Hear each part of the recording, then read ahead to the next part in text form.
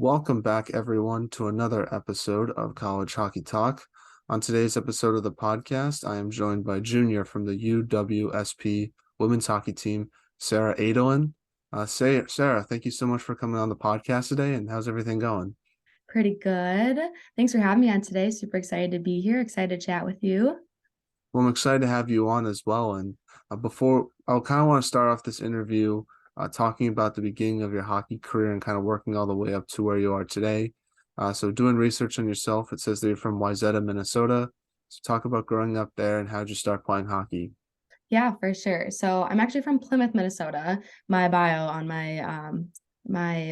the UWSP hockey page always is a little confusing, but I'm from Plymouth, Minnesota, so suburb of Wayzata. I did go to Wayzata High School though.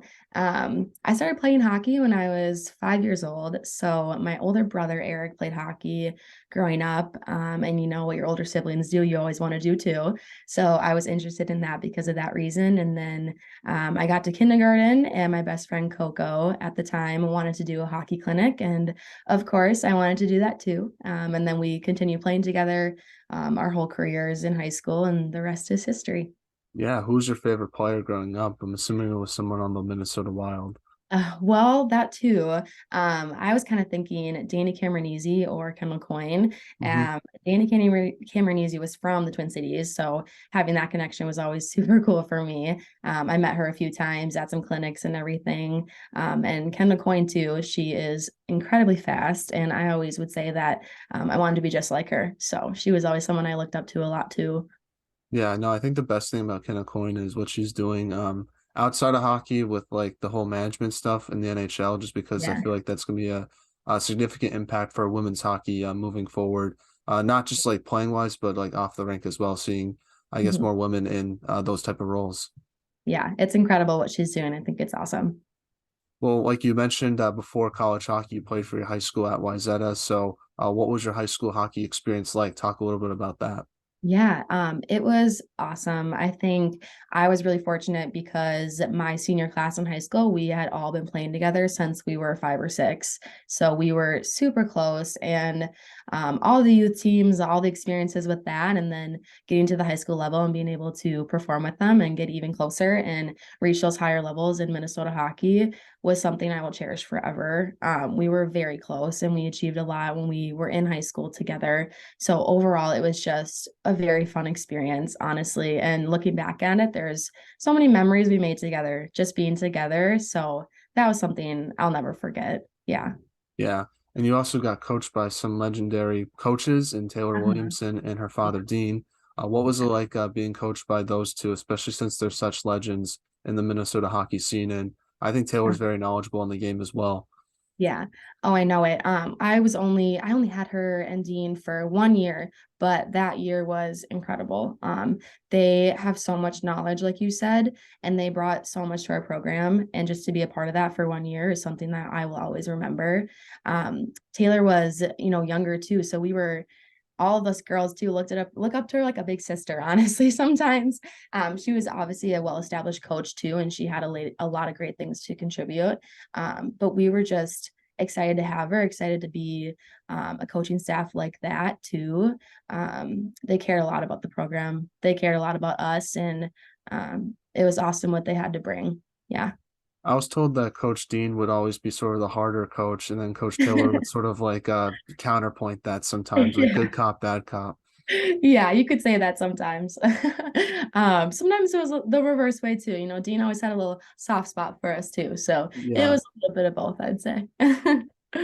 Now you played with some really cool players during your time in Wayzata. You played with Sloan Matthews, who's currently Yeah, with Ohio State, and you also played with Greta Branton, who's currently with Clarkson. What's yeah, it like playing with those type of players every day, and how does that help your hockey development? yeah. Incredibly thankful to have played with girls like that. There was a whole list of other girls as well. Wayzata was a very competitive program. So being able to play with those athletes from a young age to the the high school level too, and then not in college necessarily right now, but playing with them in high school was really fun for me. I was able to grow my game and grow my experience due to those players, and we're able to just enjoy it and get to learn more and play at a high level in the high school level. So I was super excited to have that opportunity, and also getting to know them too. They're great people and they're super funny and awesome, and having that relationship, those memories last forever. So yeah. And how did your high school hockey experience help prepare you for college hockey with UWSP? hmm I would say coming from a competitive program, there was a lot of adversity that I faced as an athlete. I think, not making certain teams or being cut from programs, having to make your way up, I felt like I never got complacent. I always wanted to strive for another level, and I always wanted to be competitive. And I think that helped me in the long run overcome any adversity that was thrown my way. And I was able to, keep that in the back of my mind, having that experience, and never wanting to be never settle, and always wanting more. And I think that really helped me in my college athletic career too. We'll talk about the Minnesota high school hockey scene and what's it like being a player in that atmosphere because I'm from the East Coast, so I Okay. don't really understand how big it is out there. But from what I've been Uh-huh. told, you guys sell at the XL Yeah. Center for a boys' high school hockey game, which is something that you don't see out here. And something Mhm. else that I sort of find cool is you get to play for your hometown team in public high school and sort of have the chance to play in college hockey, where I feel like here you really have to move far away from home in order to sort of get noticed by college coaches. So just talk about how different the high school hockey scene is in Minnesota and what makes it so unique and special from your perspective. Yeah. Oh my gosh, I could go on and on about Minnesota high school. It's seriously such an experience. It's honestly electric. Like that's always a word that I would use to describe it because there's so many athletes that are incredibly talented and very competitive. And so having those games in normal conference games, like there was rarely a time where it'd be like a blowout game, because everyone was so competitive. And you knew someone in the hockey community no matter who you were playing. So being able to have those connections and play against people you've known since you were younger, and then every year get better and better and go up that chain and be able to play at that platform at the highest level, it's just there's so many, from my perspective, like young athletic hockey players, like females that look up to those girls. And I think it's super cool to even have that platform. And like you said, selling out the XL, I mean, that's incredible. Like a lot of people don't understand that. I'm like, yes, we sell out like the XL Energy Center, which is super cool. And even if like your high school boys team didn't make it, like you would still go because that was something that you did in Minnesota. It was just a high level of hockey that you don't really get to see anywhere else. And so being able to go to that and experience that was something that it was just common. Like you just win, even if your team wasn't there. I mean, I think Yeah. that just shows like how incredible it was to even be there. Yeah, I'm assuming you when you have your conversations with some of your other teammates who aren't from Minnesota, they always just are confused as I am about that. Yeah, they like don't get it. Like we will talk about that all the time because we have a decent amount of Minnesota girls, but we have a lot of Wisconsin girls too. And they don't play high school hockey. They play Yeah. triple A or they play other leagues throughout the year, and they don't play on their high school teams. And it's like they don't get it. It's like it's so cool to be able to grow up with those girls, play with them, and like represent your hometown, like you were saying, at that high level. And it's just something that you just it's something you got to experience. It's super cool. Yeah, for sure. And when you look back on your high school hockey days, what's the best memory that you have? Oh my gosh, there's so many.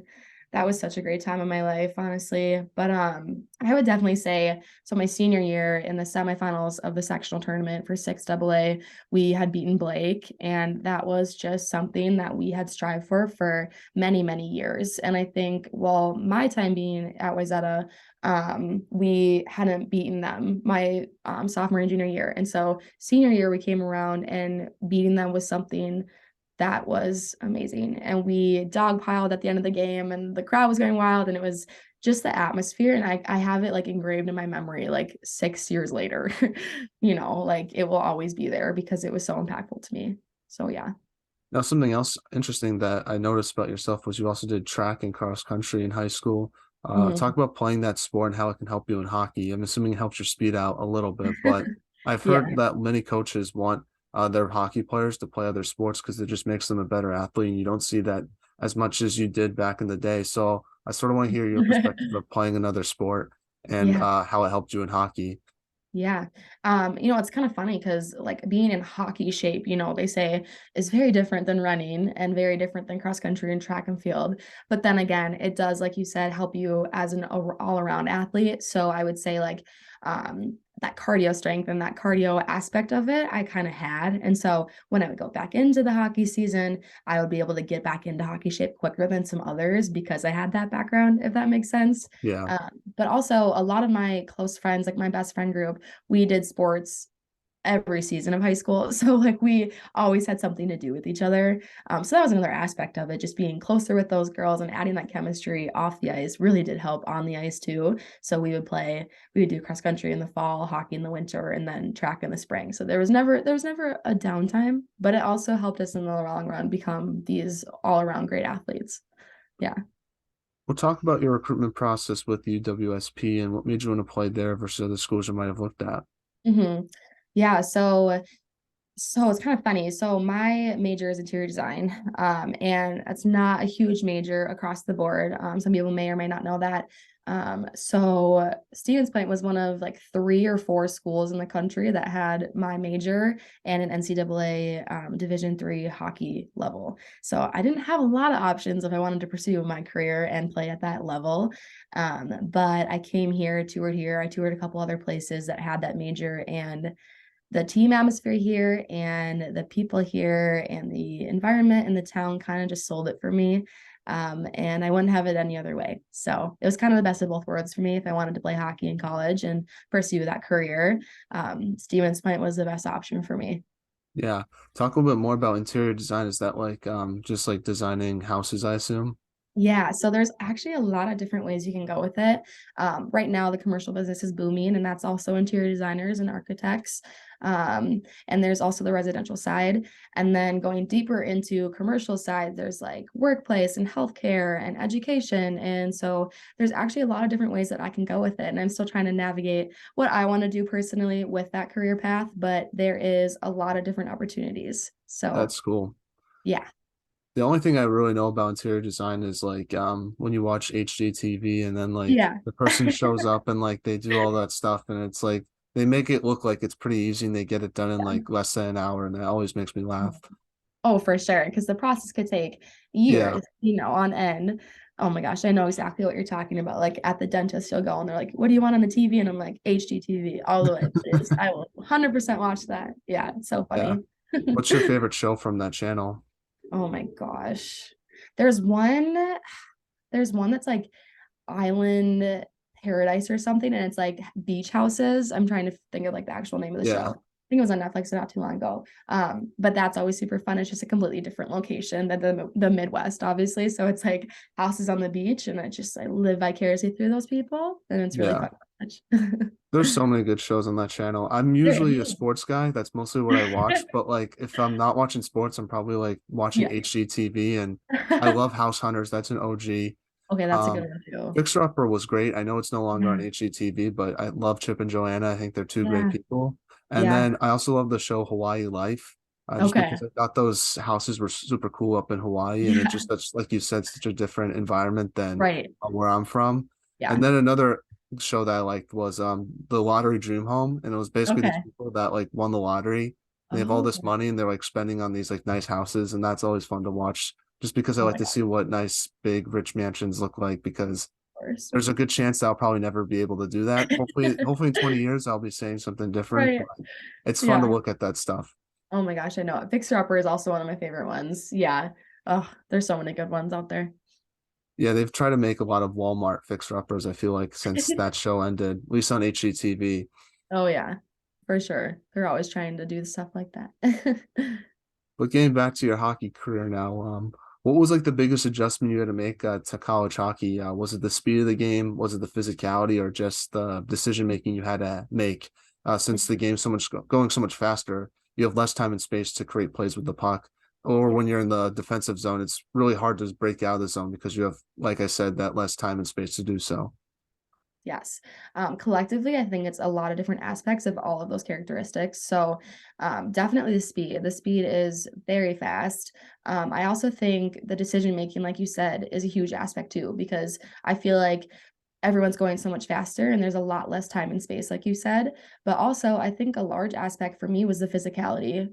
Just growing up in, like high school, the college, the levels are very different. And I think, physicality is a big part of it in college, which makes it more fun, but also makes it a little hard to adjust to. You kind of have to switch up your decision making, like you said, and do different things to avoid that contact or make that contact for the right purposes. So, yeah. Yeah, is it hard to sort of like when you're so the one thing that is a little different that from my perspective playing hockey is Uh-huh. when you checking starts, you pretty much know like how to take a hit and how to give one. But I feel like Right. in women's hockey it's difficult because sometimes you don't know like you're trying to avoid getting a penalty, but you also sometimes need to be physical. So how do you Yeah. like mindset wise, how do you sort of find out like to do the right, I guess, quote unquote check so you Yeah. don't get a penalty? I'm assuming there's a lot of players I feel like make that mistake when they're a freshman of laying Mhm. someone out because they just don't know like how to do it the right way. Yeah, no, that's totally true because the physicality is a lot stronger, you do have to adjust to that. I would say, I mean, from the female athletic like hockey career, obviously, you do need to make sure you are holding people up when you do make that contact, especially like across the boards, around those areas. You do need to make sure that you're not putting them in a place where they could get hurt or injured, or obviously you don't want a penalty. So making sure that you make that contact in a smart way and holding them up in a certain way so you're not gonna leave the play and then leave the puck and then have a bad, you know what I mean. But also in like a positive way, making sure that body contact is happening, going to the net or like cutting in front of people or doing certain things in certain zones where you can eliminate that contact but make it at the same time, if that makes sense, Yeah. and kind of create a path for you. Have you ever had any big checks that you've delivered before? Not in college hockey, not that I can think of. I try to That's avoid good. that. I Yeah. like to use my speed and go around people, not Yeah. necessarily them. Yeah. As long as you're not on the receiving end on some of those in Yeah, college, that's all that matters, right? right. And I would say, I mean, I'm a little taller and like not stronger, but bigger, I guess, from my height. So I have a little bit of an advantage there when avoiding or making that contact. We'll talk about what it's like playing in the WIAC and just the competition that you face every weekend and what's it like playing in that conference. Oh my gosh, it is insane. The WIAC is like incredibly competitive. We have a lot of great teams and a lot of great athletes in our conference, and being able to play against those players every weekend, basically in the conference, is really huge for all the teams, even some of the lower teams. I mean, just getting the opportunity to play against those teams in your conference eventually brings you and your level of play higher than non-conference teams. So having that strong conference is really a blessing. Being able to like practice that more, and I have a lot of good friends that play in the WIAC too. So playing against them and that rivalry piece to it is always just makes it more fun and engaging. And you have friendships on the line, if you know what I mean. Yeah, for Like playing sure. both teams. Yeah, but it's very competitive. And it's fun. Honestly, playing at that level is fun. And those close games are the games that are more enjoyable. Well, let's dive into your some of your playing experience with UWSP. So during your freshman year, your team had to deal with a lot of challenges because of the pandemic. How did your team handle those challenges of having games being postponed and canceled throughout the season? Because I'm assuming as a freshman adjusting to college hockey, it must be tough to sort of have an inconsistent schedule, but also I assume not have any family members in the stands as well to support you during that time. So Mhm. how did you sort of handle those challenges and how did your team sort of get through that? Yeah, talking about COVID and everything, like that was a very hard time for everyone. And college, especially getting into freshman year and having a completely different experience than a lot of the different, grades above me. It was really weird. I didn't really know what else to expect at the same time, though. So I kind of just went with the flow. I mean, that's all you really could do. But my team, especially the upperclassmen, did just a great job of incorporating the freshmen in everyday life and making sure they felt at home and welcomed and having a space to go and hang out because there really wasn't much else to do. And I think those seniors, I really feel for them, the ones that didn't really get their full senior season. It's so unfortunate.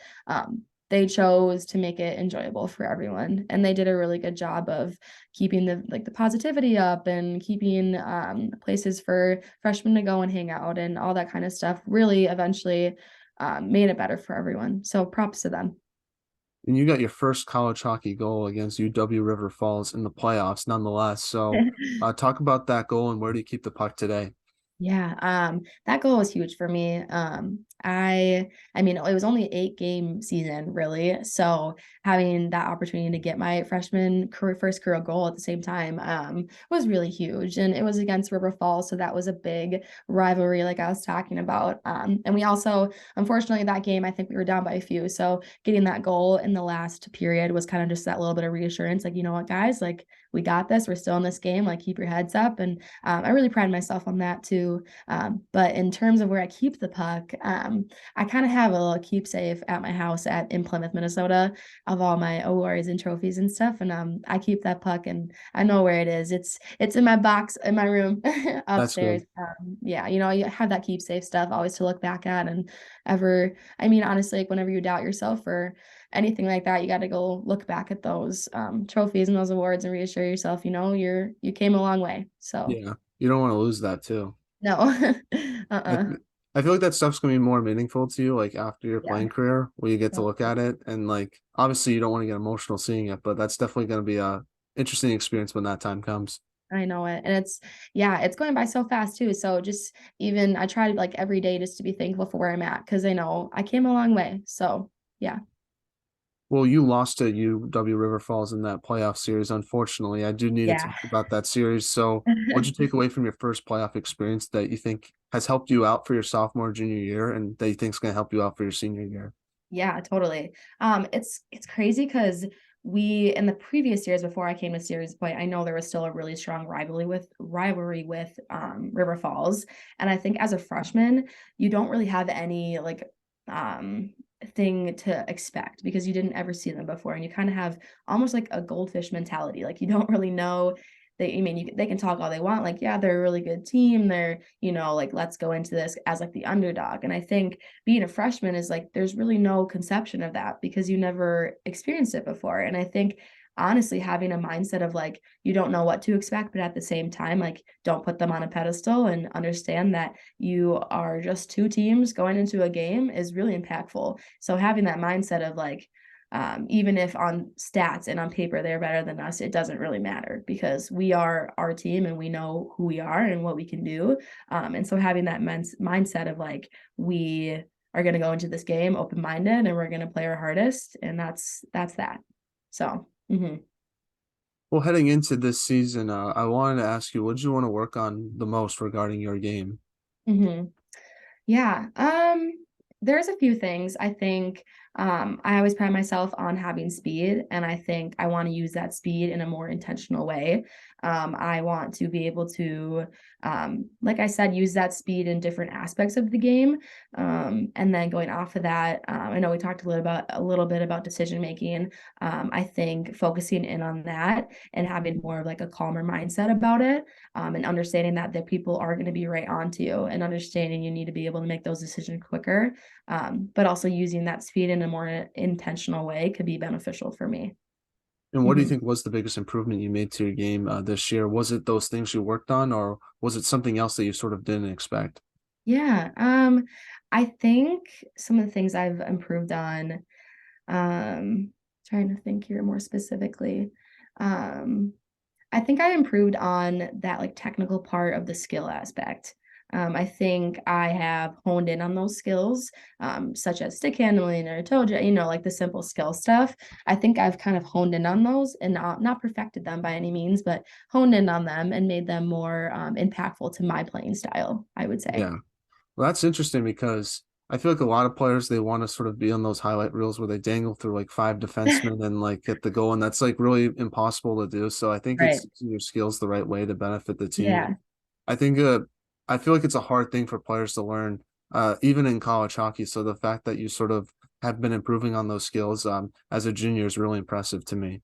Yeah, thanks. Yeah. I think like it all comes down to like those simple skills stuff when you like get on the ice earlier, stay on the ice late, like working on those skills on the outside time where you can focus on that and make sure that you're using those skills in a good way, but also getting to a point where you're comfortable using them in the right situations could be very impactful. Yeah. Well, you're going to be a senior next year, which is pretty unbelievable to Yeah. say.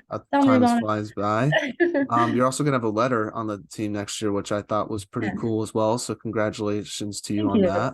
But Thank what type you. of leadership do you want to bring to the team next year with the letter? Are you going to be more one of those vocal leaders on the team, or are you going to be a lead by example of type of player? Mhm.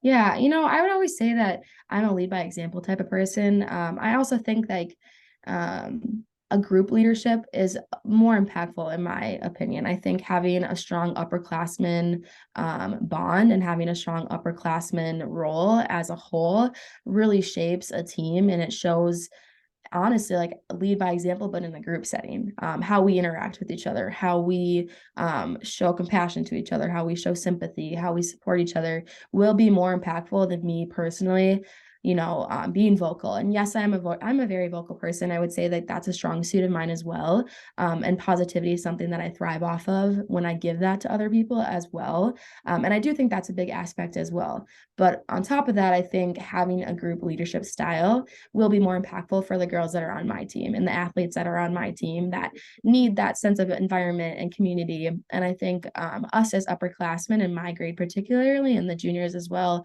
will be huge in creating that culture and that environment of how we act and who we are as people on outside of the hockey setting. What's the team's goals and expectations for next year? I'm assuming it's to win a championship, but outside of that, any other goals on your team's radar that fans might Yeah. not be aware of? Yeah. So we always talk about, those long-term goals. We always talk about we want to win the conference and we want to make it to that NCAA tournament. That is a goal of every team, I would hope.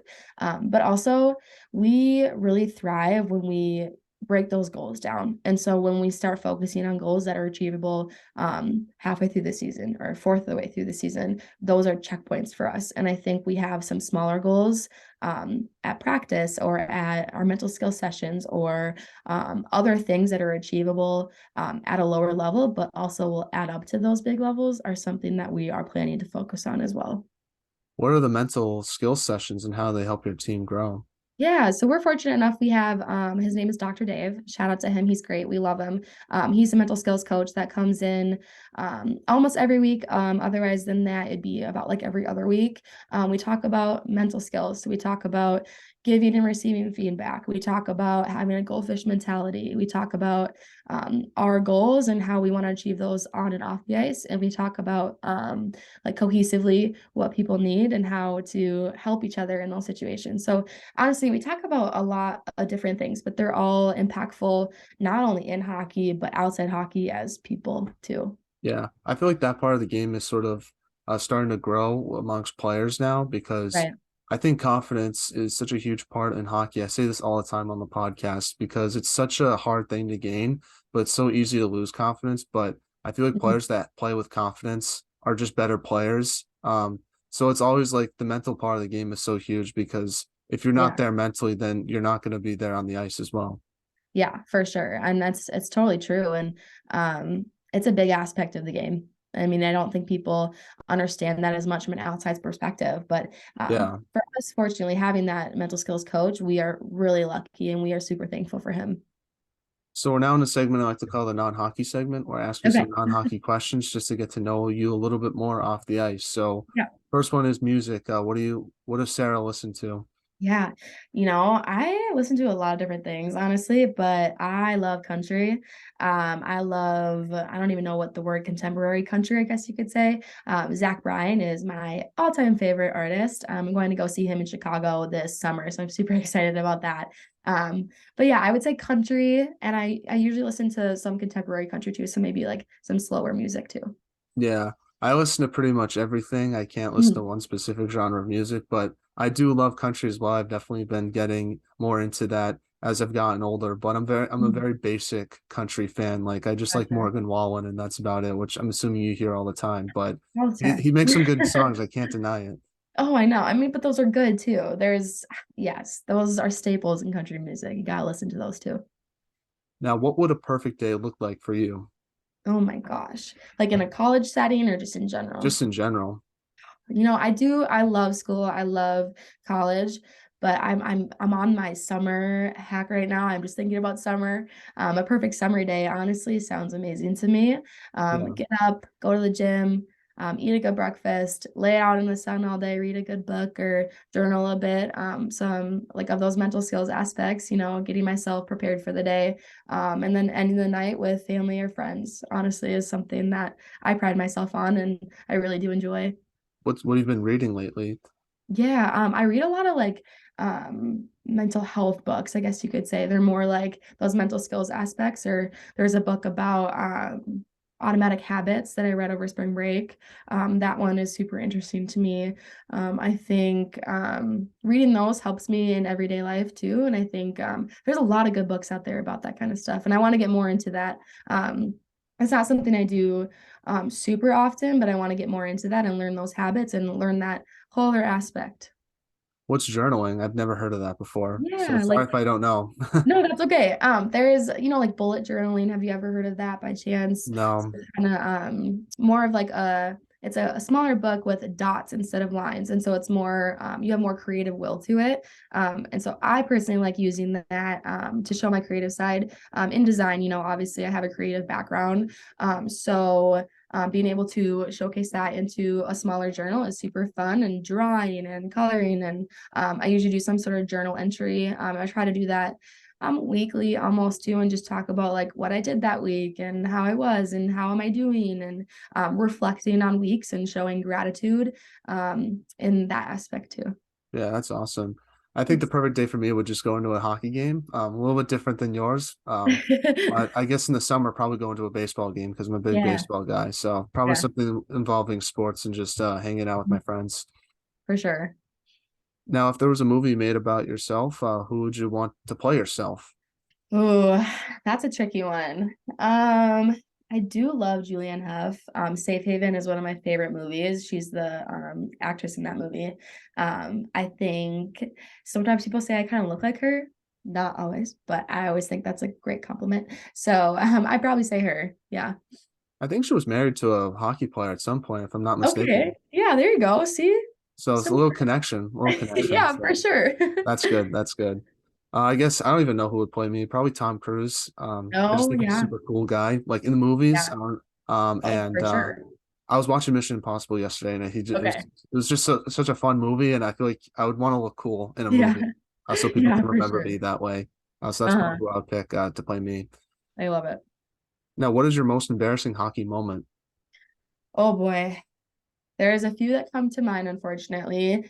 I guess I'll go with this one. So in college hockey, my debut, my first game day, my first college game, first shift, I should add.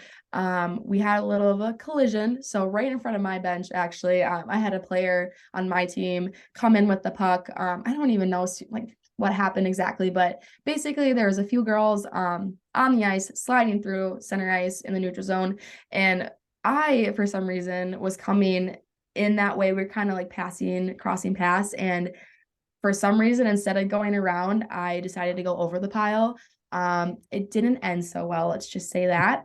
I landed on my head and did a dolphin tail. My head touched my feet. So it hurt in the moment, but looking back, I think it was extremely funny. And I think we were dying about that day for very many days. It was incredibly funny. I have a picture of it too, and sometimes I pull it up just for fun because it was hysterical. But Yeah, I'd say that was probably my most embarrassing moment as a freshman, as my first game at my first game during my first shift. So not my best moments, but yeah. that's I okay. bet you the seniors gave it to you a little bit more.